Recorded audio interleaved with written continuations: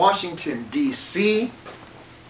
Have a client dinner tonight. It's Monday. All-day meetings tomorrow. And then I think I'm off to New York for a couple of days beforehand. But I don't even know where I am this week. But this week, I am really excited to sit down with friend, mentor, just all around awesome person, Kathy Hilton, who is retiring this year after 30 plus years with the firm, an international tax partner, leader of our Chicago tax practice.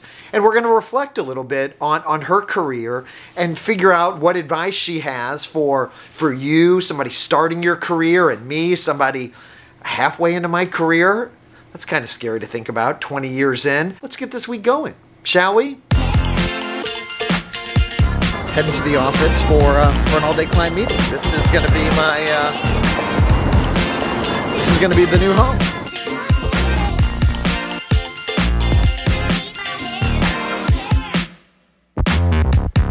I am extremely excited to have with me Kathy Hilton, a fellow international tax partner and my first pending retiree. That's right. I don't know if that's the appropriate title. So I think I've known you and worked with you almost my entire 20-year career. Maybe before we get too far ahead of ourselves, let me just personally congratulate you on an amazing career, retirement here effective June 30th, right? Tell me a little bit about your background. Where did you start? Where'd you go to college? And how'd you end up at PwC? Well, I started in 1980, so most of you weren't born at that point, but really didn't know what I wanted to do. So I went into accounting late in my career at the University of Washington for, I think, my junior year. I transferred. So you're a Husky. I'm a Husky. All right. And then I went through the interview process, and back then you all interviewed for audit. So you just started an audit. There was no advisory. Tax was, something you transferred to later. Okay. And part of it was you had to have audit hours for your CPA. So I interviewed with all the firms and chose Pricewaterhouse at that point because my mother knew of it because of the Academy Awards. And she promised me that one day I could be on the Academy Awards. That has never happened. No. But for better or for worse. Very exactly. We'll move on from there. Right. So started at PwC all those years ago in audit. And actually, one of my first jobs, I went to Alaska for 4 weeks. They sent me as one of the first women to ever go to the North Slope. So I went all the way to Barrow, Alaska. So I don't know what the North Slopes is. That's I assume the northern... As far northern part of the United States as you can get in Barrow, Alaska. How does one get there? Well, you took a little puddle jumpers. Okay, so you flew to like Juneau or something? I flew to Anchorage and then flew up to, stopped in Prudhoe Bay where they had the pipeline. I see. And then moved on to Barrow, Alaska. That sounds like a pretty cool assignment. It was a cool assignment. No one told me about the weather. I had clogs on. Okay, clogs were fashionable back then, believe it or not. They'll probably come back. They don't work on ice. Let me just tell everyone that, just in case. And they don't have sidewalks in Barrow, at least back then. Okay. So that was one of my first jobs. And I spent about a year in audit and then was asked, do you want to come in, take a tour in tax for the busy season? So I said, sure.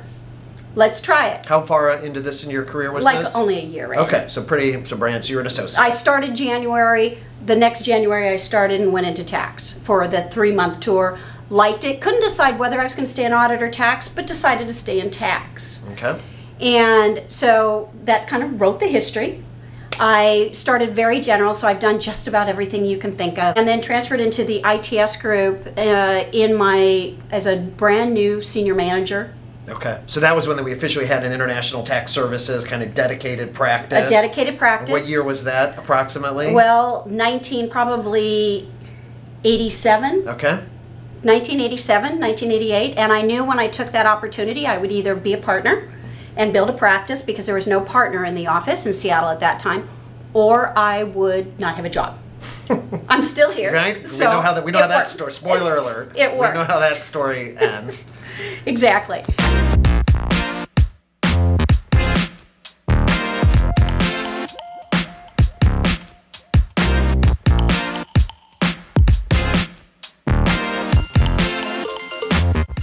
back in New York, and we have another new office in New York. So it's actually our third, I think it's our third real estate location at 101 Park. So let's go check out the other new office. It's the first time I've been there.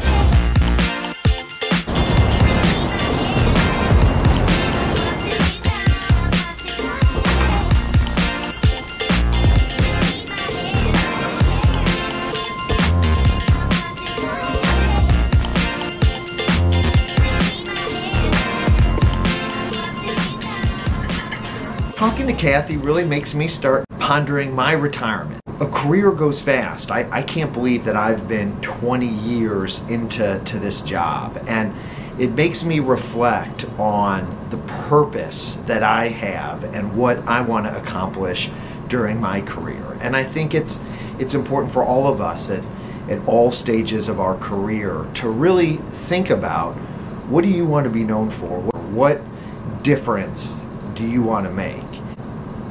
I got to review some documents. It's not all sexy office tours, unfortunately. All right.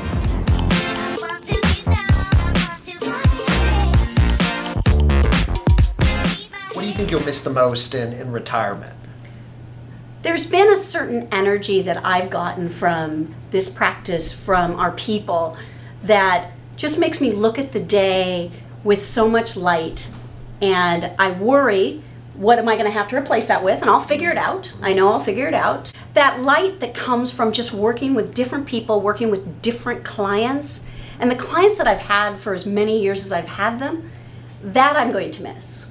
What about outside the firm? I mean, are there certain things that you've thought about that you're going to spend your time on? I mean, Kathy, we've worked together for a long time. You are an active person. Like, do you have a list of things that I have a list that I have, and I keep asking for recommendations from people. So if any of you have recommendations, send it to me. Or leave it in the comments. Leave it in the comments. I'm looking for things to do. Kathy will engage with you in her free time on the YouTube and LinkedIn comments. That's right. Give her advice about what she should be doing, but what's on your list? I want to continue to coach and mentor people in their career. I think whether it's young women, young men, how do you get a job? How do you keep a job? What do you do in an interview? I might take up golf. I've taken a few lessons. Okay. And who can do anything for 4 straight hours? I'm sorry. It just being outside is nice, though. But 4 straight hours of it, and you can't really talk very much. So that's a problem for me. And you have to talk quietly. Yeah, no, that's also a problem for me. Anything that you might do differently as you look back in your career? I think the one thing, it's not a regret, but I wish that I had learned it earlier, that it takes all kinds of people to be successful, and they can't just act and be like you. If you had to give any advice to a young Kathy Hilton coming out of the University of Washington, just starting her career, what advice would you give your younger self? Look for the good in everything you do. It may not all be interesting, but there's something you can take away from every task and every experience you do to learn from and apply in the future. Thank you very much for joining the Doug McConey vlog. Oh, it's very exciting. You've been on a few times before, but this is the first official interview. You've had an amazing career here at PwC, and you've been a great mentor and friend for me, and I look forward to funding your pension. Thank you. Thank you. Thanks again, Kathy. Okay.